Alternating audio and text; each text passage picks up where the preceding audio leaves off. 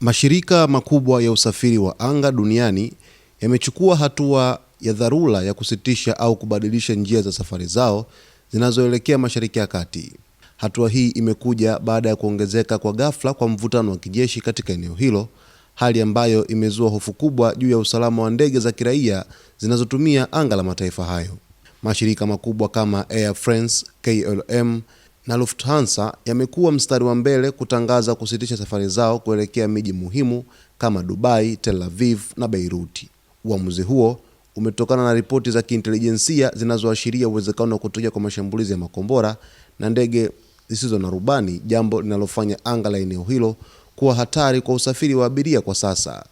Mbali na kusitishwa kwa safari, mashirika mengine ya ndege yameanza kutumia njia mbadala na ndefu zaidi ili kuepuka kupita katika anga la Iran na Iraki. Mabadiliko haya yamesababisha kuchelewa kwa safari nyingi na kuongezeka kwa gharama za uendeshaji, huku baadhi ya ndege zikilazimika kutua katika nchi jirani ili kuongeza mafuta kutokana na mzunguko mrefu wa njia mpya zilizopangwa. Hali hii imesababisha maelfu ya wasafiri kukwama katika viwanja vya ndege mbalimbali duniani, huku kukiwa na sitofahamu kuhusu ni lini hali ya usalama itatengemaa.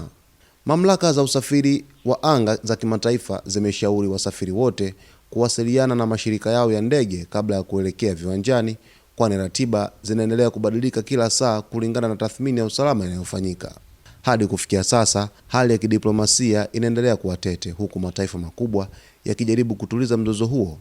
Hata hivyo, sekta ya anga imebaki kuwa katika hali ya tahadhari ya juu, huku kipaumbele kikielezwa katika kulinda maisha ya abiria na wafanyakazi wa ndege dhidi ya uwezekano wa makosa ya kiufundi au shabaha wakati wa mapigano ya kijeshi. Katika Mashariki ya Kati, hali ya mvutano ndiyo kama imezidi kuongezeka au inazidi kuongezeka kwa sababu mashirika mengi ya ndege yameweza kusitisha safari zake katika ukanda wa Mashariki ya Kati, lakini vile vile mashirika hayo yamebadilisha hata safari kupita katika nchi zingine kukwepa ule ukanda Mashariki ya Kati, hususan katika taifa la Iran,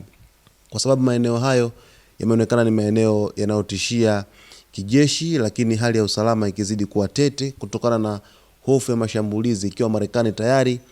imepeleka meli yake ya kijeshi ya USS Abraham Lincoln huko Mashariki ya Kati, huku Irani ikiweka tayari makombora kwa ajili ya kuweza kuwasha kitufe ili kupiga malengo ambayo